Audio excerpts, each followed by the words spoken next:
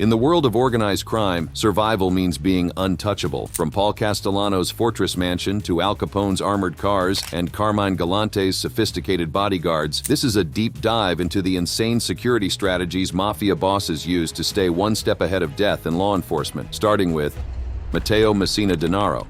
When we talk about mafia bosses, few names have managed to remain as elusive as Matteo Messina Denaro, the Sicilian mafia boss who turned disappearing into an art form. Known by the chilling nickname Diabolic, he was a key figure in the Cosa Nostra and was linked to numerous murders and bombings, making him one of the most wanted men on the planet for over 3 decades. What made Denaro's security measures so extraordinary wasn't just their effectiveness, it was their sheer audacity and the level of discipline they required. This man didn't just hide, he became a phantom, a ghost story whispered about in the criminal underworld while law enforcement agencies across the globe desperately searched for any trace of his existence. For years, he evaded capture by constantly moving between hideouts, relying on a network of loyal associates and family members to provide shelter, food, and communication. What made this possible was Denario's masterful exploitation of the mafia's most sacred rule, omerta, the code of silence. He leveraged the mafia's strict code of silence, ensuring that even those close to him would not betray his location. One of the most remarkable aspects of Denaro's security strategy was his complete rejection of modern technology. In an age where most criminals slip up through digital communications, Denaro avoided cell phones and relied on handwritten notes called pizzini to communicate, minimizing the risk of electronic tracking. Before Denaro, another boss faked madness to avoid capture: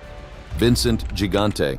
If Matteo Messina Denaro was a ghost, then Vincent Gigante was a master performer on the world's strangest stage. Boss of the Genovese crime family in New York from the 1980s to the 1990s, Gigante was notorious for evading prosecution through an elaborate act of insanity. His most infamous tactic was pretending to be mentally unstable, wandering the streets of Greenwich Village in a bathrobe and slippers, mumbling to himself. This wasn't just random crazy behavior, it was a carefully calculated act designed to create reasonable doubt about his mental competency to stand trial. Every shuffle, every mumble, every seemingly random gesture was part of a performance that took incredible discipline and planning to maintain. The genius of Gigante's strategy extended far beyond his public performances. As boss, Gigante operated through intermediaries, rarely giving direct orders. This way, he created multiple layers of insulation between himself and any criminal activity. So when FBI agents finally tried to build cases against him, they found themselves chasing shadows and hearsay rather than direct evidence. The inner workings of Gigante's security network were equally impressive. He relied on a small, fiercely loyal group of associates, including his brothers, to manage operations, reducing the risk of betrayal. This tight-knit circle knew the truth about his mental state, but they were bound by loyalty, fear, and the knowledge that their boss's continued freedom depended on maintaining that illusion. No doubt, Vincent Gigante's psychological games were cunning, but few bosses matched the sheer luxury and arrogance of this next mafia boss, Paul Castellano.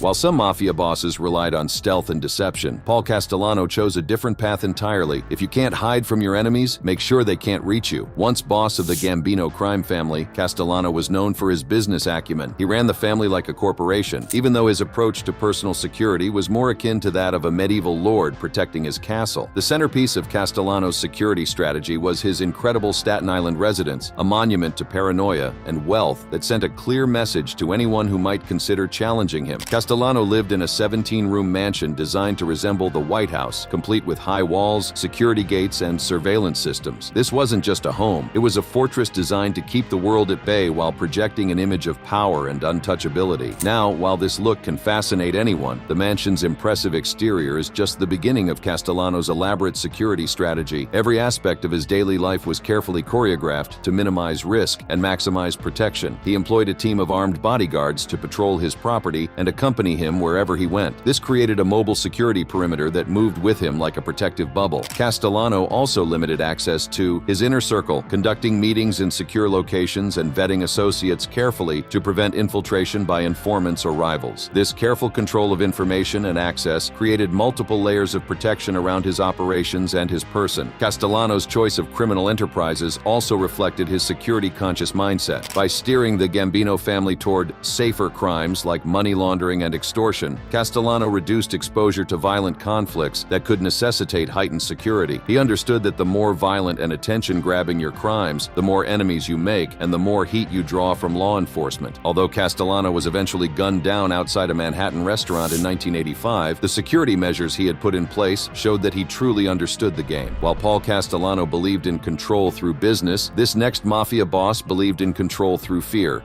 Al Capone. No discussion of mafia security measures would be complete without talking about the legendary Al Capone, whose approach to protection helped define how organized crime bosses would think about personal security for generations to come. The infamous Chicago outfit boss was one of the most powerful and feared mobsters in American history, controlling a vast criminal empire that made him both incredibly wealthy and incredibly vulnerable to attack. What set Capone apart from many of his contemporaries was his willingness to embrace new technology and adapt it for his security needs. Capone used custom-built armored cars, including a 1928 Cadillac fitted with bulletproof glass and steel plating, to protect himself from rival gang attacks. This wasn't just about having a nice car. It was military-grade protection adapted for civilian use, a mobile fortress that allowed him to move through hostile territory while remaining relatively safe from the machine guns and high-powered rifles. Alongside his armored cars, Capone was also constantly surrounded by loyal enforcers, including his trusted hitman and bodyguard, Tony Accardo, who ensured his safety during public appearances. The scope of Capone's security network was truly impressive in its complexity and reach. He maintained multiple safe houses across Chicago, allowing him to move frequently and avoid detection by law enforcement or rivals. He also reportedly infiltrated the security system by working with security officials, creating a protective network that made him nearly untouchable for years. This web of corruption was perhaps his most valuable security asset, providing him with warning of threats and ensuring that even when he was arrested, the consequences were manageable. Al Capone's violent reign left a legacy of infamy, but in Sicily, another mafia boss was quietly building a shadowy network so secretive, some called him the Tractor: Bernardo Provenzano. In the world of mafia fugitives, Bernardo Provenzano holds a record that may never be broken: 38 years on the run, earning him the distinction of having the longest successful evasion of law enforcement in modern criminal history. Bernardo was a Sicilian mafia boss who led the Cosa Nostra after Salvatore Riina's arrest in 1993 until his capture in 2006. He transformed the art of disappearing into a masterclass in operational security and self-discipline. What made Bernardo's approach so remarkable was his complete rejection of the flashy, high-profile lifestyle that many crime bosses couldn't resist. While other mafia leaders surrounded themselves with luxury and flamboyance, Bernardo chose the path of absolute minimalism and invisibility. He lived in isolated farmhouses. He also chose locations specifically for their remoteness and the difficulty law enforcement would have in accessing them. The genius of Bernardo's strategy lay in his understanding that in the modern world, communication is often what brings criminals down. Like Denaro, Bernardo used handwritten notes to issue orders, avoiding phone calls or electronic communication that could be intercepted. These small pieces of paper became his primary tool for maintaining control over one of the world's most powerful criminal organizations while remaining completely off the grid. In addition to avoiding technology, Bernardo also limited direct contact with associates to an absolute minimum, relying on a small, incredibly trusted network to relay messages and manage day-to-day operations. This strategy created multiple layers of insulation between himself and anyone who might be compromised by law enforcement or tempted to betray him for money or reduce sentences. The longevity of Bernardo's success as a mafia boss speaks to the incredible effectiveness of his security strategy. He remained undetected for nearly 4 decades, despite being one of the most wanted men in Italy. While Bernardo's methods were secretive, this next mafia boss brought back the spotlight: John Gotti. John Gotti represents a fascinating paradox in the world of mafia security. He was a crime boss who found protection not in hiding, but in becoming so visible and charismatic that attacking him would create more problems than it solved. The Gambino crime family boss in the 1980s was known as the Dapper Don for his flamboyant style and Teflon Don for his ability to avoid convictions. Gotti's primary security strategy was counterintuitive to everything that traditional organized crime wisdom suggested, because instead of avoiding attention, he courted it. His high-profile lifestyle, including media appearances and flashy suits, created a public image that made attacks risky due to public and law enforcement scrutiny. By becoming a celebrity criminal, he transformed himself into someone who was too famous to kill quietly. Gotti understood that by becoming a media darling and cultivating relationships with journalists, he was creating a protective shield of public attention that would make any attempt on his life a massive news story that would bring unwanted heat down on whoever ordered the hit. At all times, Gotti surrounded himself with a loyal inner circle, including including underboss Sammy Gravano. This group of associates handled security and executed orders, minimizing his direct exposure to risk while ensuring that he had reliable people watching his back at all times. Alongside his tight security, the operational aspects of Gotti's security were equally sophisticated. He conducted business in secure, controlled environments like social clubs in Little Italy, which were heavily guarded and difficult for outsiders to infiltrate. These locations became extensions of his security strategy, places where he could meet with associates and conduct business while knowing that every person in the room had been carefully vetted. Although Gotti was eventually captured, his downfall didn't come from external sources, but from betrayal by one of his closest associates. While John Gotti embraced fame, this next mafia boss ruled the Sicilian underworld with terror: Salvatore Riina.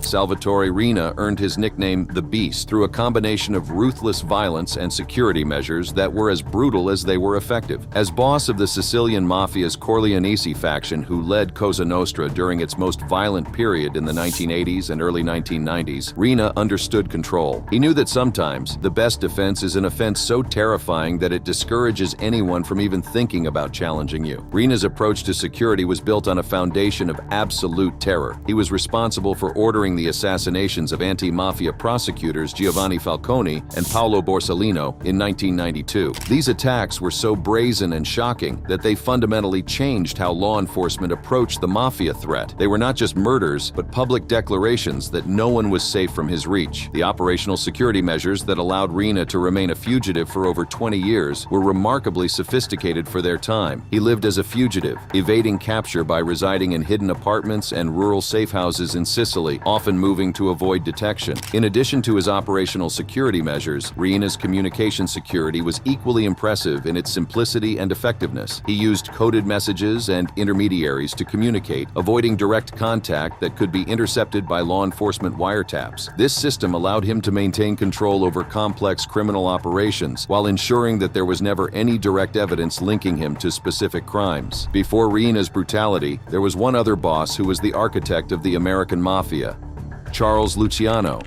Charles Luciano's approach to security was revolutionary in its scope and vision, focusing not just on protecting himself, but on creating an entire system that would make violence and chaos less likely to threaten any organized crime leader. Born Salvatore Lucania, Luciano was a pivotal figure in shaping the modern American Mafia, establishing the Five Families and the Commission in 1931. This move brought structure to organized crime in ways that fundamentally changed how criminal organizations thought about both business and security. The genius of Luciano's security strategy lay in his understanding that the greatest threats to organized crime leaders often came from within their own world. By creating the Commission, he indirectly protected himself by stabilizing the criminal underworld and minimizing assassination risks. This wasn't just about personal protection, it was about creating a system that would make the entire criminal ecosystem safer and more predictable. Luciano's willingness to break with tradition and form alliances outside the traditional Italian-American crime families was another revolutionary security measure. Unlike traditional bosses, Luciano forged alliances with Jewish mobsters like Meyer Lansky and Bugsy Siegel, expanding his protective network and reducing reliance on potentially disloyal Italian associates. These relationships gave him access to resources, intelligence, and protection that would have been impossible to obtain through traditional mafia channels alone. Additionally, Luciano understood how to use cooperation with legitimate authorities as a security strategy long before other crime bosses recognized its potential. His cooperation with U.S. authorities during World War II, providing intelligence on Sicilian ports, secured his early release from prison. Even while exiled in Italy, Luciano managed his U.S. operations through trusted intermediaries, maintaining distance from direct criminal activities to avoid prosecution. Interestingly, while Charles Luciano left a terrifying legacy, his empire could not have stood without allies like this next mafia boss: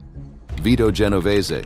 Vito Genovese's approach to security was marked by bold, sometimes reckless decisions that reflected both his ambition and his understanding of the mafia game. For him, the best way to avoid danger is to completely remove yourself from the battlefield. Genovese was boss of the Genovese crime family and a key figure in the American Mafia, known for his role in the heroin trade and the 1957 Appalachian Meeting. His most dramatic security measure came early in his criminal career when he made a decision that few crime bosses would have the courage to make. To avoid avoid a murder charge in the U.S., Genovese fled to Italy in the 1930s, where he continued running heroin operations remotely, using his absence as a shield against prosecution. By the time he eventually returned to the United States, the Mafia boss employed a different but equally ruthless security strategy, eliminating potential threats before they could materialize. Genovese orchestrated the murder of rivals like Albert Anastasia. He did this to consolidate power, using violence as a preemptive security measure. This wasn't reactive violence, it was strategic elimination of anyone who might pose a future threat to his position or safety. Like many successful crime bosses, Genovese understood the importance of having allies within the system that was designed to catch him. He bribed law enforcement and political figures to gain warning of investigations, creating a protective buffer against arrests. This network of corruption provided him with the kind of early warning system that kept him out of jail. Now, while Vito Genovese maintained security through sheer force, this next person preferred absolute control. Carmine Galante. Carmine Galante's approach to security was built around one central principle: make yourself so terrifying that potential enemies would rather avoid you entirely than risk the consequences of moving against you. A Bonanno crime family boss known for his ruthless ambition, Galante understood that psychological warfare could be just as effective as physical protection when it came to staying alive in the brutal world of organized crime. The foundation of Galante's security strategy was his carefully cultivated reputation for extreme violence and unpredictability. Known for his dead-eyed, frigid stare, Galante cultivated a fearsome persona that deterred potential attackers, thereby using psychological intimidation as a security tool. He was rarely seen without a team of bodyguards, and he even conducted his business in heavily guarded social clubs and restaurants. The tragic irony of Galante's security approach became evident in the circumstances of his death. While his reliance on a terrifying reputation and constant armed protection created an aura of invincibility, his brazen attempt to seize control of the Bonanno family without commission approval made him a target. He was assassinated in broad daylight, despite his heavy security. Although Carmine Galante's brutal end was a warning, this next Mafia boss was too flashy to care. Benjamin Siegel. Benjamin Siegel was a Jewish-American mobster and associate of Lucky Luciano and Meyer Lansky, who played a key role in developing Las Vegas as a gambling hub. Siegel's primary security strategy was revolutionary for its time. He used celebrity status and high society connections as a protective shield. Siegel made friends with Hollywood celebrities and even created a public persona as a charming businessman. This strategy provided a layer of social protection, making attacks on him quite risky. As a co-founder of Murder Inc., Siegel surrounded himself with loyal enforcers who could respond swiftly to threats. He also traveled strategically. He frequently moved between New York, California, and Las Vegas, reducing the predictability of his location and complicating assassination attempts. This constant mobility wasn't just about avoiding routine. It was about creating a lifestyle so unpredictable that potential enemies would never know where to find him or when he might be vulnerable. Siegel lived in safe houses, extravagant homes that were equipped with security features and guarded by associates. These fortified homes allowed him to live a luxurious lifestyle while ensuring that he was protected from potential threats. Although Benjamin Siegel's reign ended, this next person took over Chicago's mob and upgraded things. Sam Giancana. Sam Giancana's approach to security was perhaps the most complex and dangerous of any mafia boss in history, involving connections that reached into the highest levels of the U.S. government and intelligence community. His basic operational security followed many of the same principles used by other successful crime bosses. However, what set it apart was the incredible level of political and intelligence connections he had, connections that provided him with protection which went far beyond what any traditional criminal organization could offer. The most extraordinary aspect of Giancana's security strategy was his entanglement with legitimate government agencies. His alleged involvement with the CIA and ties to figures like John F. Kennedy provided a layer of protection through political influence. These weren't just corrupt relationships with local politicians or police officers, they were connections at the highest levels of American government, and these connections provided him with the information, protection, and influence that no other crime boss could match. Giancana relied on a trusted cadre of outfit members to handle security and eliminate threats, ensuring his orders were carried out without direct exposure. This dual-layer approach meant that even if his political connections failed him, he still had the traditional mob infrastructure to fall back on. While Sam Giancana leveraged connections to stay safe, this next mafia bosses used information to maintain control. Anthony Casso.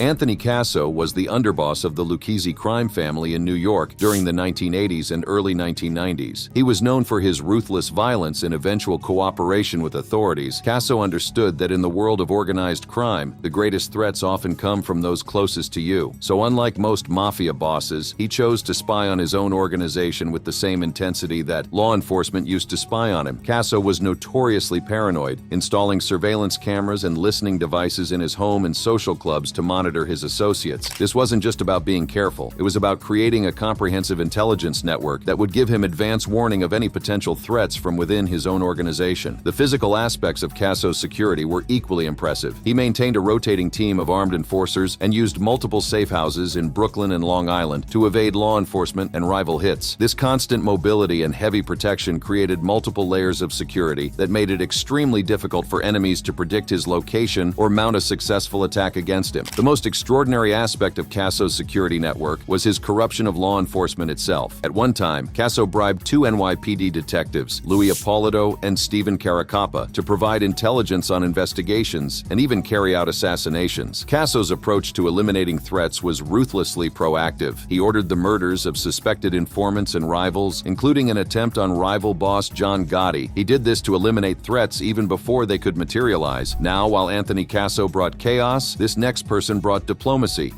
Frank Costello. Frank Costello's approach to mafia security was perhaps the most sophisticated and subtle of any crime boss in American history, as he relied not only on violence or intimidation, but also on political influence. As acting boss of the Luciano crime family from the 1930s to the 1950s, he was known for his political connections and diplomacy. Costello understood that the best security often comes from making yourself valuable to the very people who are supposed to be stopping you. For this reason, he cultivated relationships with politicians, judges, and police, including ties to New York's Tammany Hall, ensuring he received tip-offs about investigations and raids. What made Costello's approach so unusual was his deliberate rejection of the flashy, high-profile lifestyle that many other crime bosses couldn't resist. Unlike flashier bosses, Costello lived modestly and avoided grand displays of wealth, reducing his visibility to rivals and law enforcement. Costello's diplomatic approach also extended to his relationships within the criminal underworld. As a diplomat, he avoided direct involvement in gang wars, positioning himself as a mediator to minimize assassination risks. He also employed discreet but loyal bodyguards who often blended into his entourage as business associates. This approach allowed him to maintain security while preserving the image of a legitimate businessman rather than a heavily guarded crime boss. Although Frank Costello had his style of staying safe, his methods clashed with traditionalists like this next mafia boss, who believed in old-world values, secrecy, and honor. Joseph Bonanno. Joseph Bonanno's approach to security showed that sometimes the most effective way to protect yourself is to completely disappear from the battlefield and reinvent yourself entirely. As founder of the Bonanno crime family, one of New York's 5 families, Bonanno's security measures were as theatrical and creative as they were effective. The most famous and bizarre aspect of Bonanno's security strategy was his staged disappearance during one of the most dangerous periods of his criminal career. During the Bonanno War, Bonanno staged his own kidnapping in 1964 to avoid assassination by rival factions. He disappeared for 19 months and used that opportunity to regroup and negotiate from hiding. It was a complete theatrical performance designed to remove him from the playing field while allowing him to maintain control of his organization from the shadows. In addition to his escape tactics, Bonanno relied heavily on his sons and close relatives to manage operations, ensuring loyalty and reducing the risk of betrayal by non-family members. Although Joseph Bonanno eventually met his brutal end, his downfall paved the way for bloodier enforcers like this next mafia boss. Leoluca Bagarella. Leoluca Bagarella's approach to security was characterized by extreme brutality and a dedication to secrecy that allowed him to operate as both a fugitive and an active crime boss for years. Bagarella was a key figure in the Sicilian Mafia's Corleonese faction. He was a ruthless enforcer who took over leadership after Riina's arrest in 1993. Bagarella's basic operational security followed the same low-tech, high-mobility approach that had worked for other Sicilian Mafia leaders. He lived as a fugitive, moving between apartments agents in rural hideouts in Sicily, often disguised as a worker or using fake identities to blend into local communities. Like other successful Sicilian crime bosses, Bagarella understood the importance of avoiding electronic surveillance. He used handwritten notes to issue orders and also used terror to avoid betrayal. Bagarella ordered brutal attacks on informants and their families. A good example was the horrific murder of a turncoat's young son, an act which he ordered as a way to deter betrayal and reinforce his security through fear. To ensure his organization's security was intact, Bagarella operated with a tight-knit group of Corleonese loyalists, minimizing exposure to outsiders who might cooperate with police. This strategy created a security environment where everyone involved knew that their survival depended on maintaining absolute loyalty and secrecy. Like Leoluca Bagarella, this next mafia boss also kept a low profile while building one of the most powerful mafia families in American history: Carlo Gambino.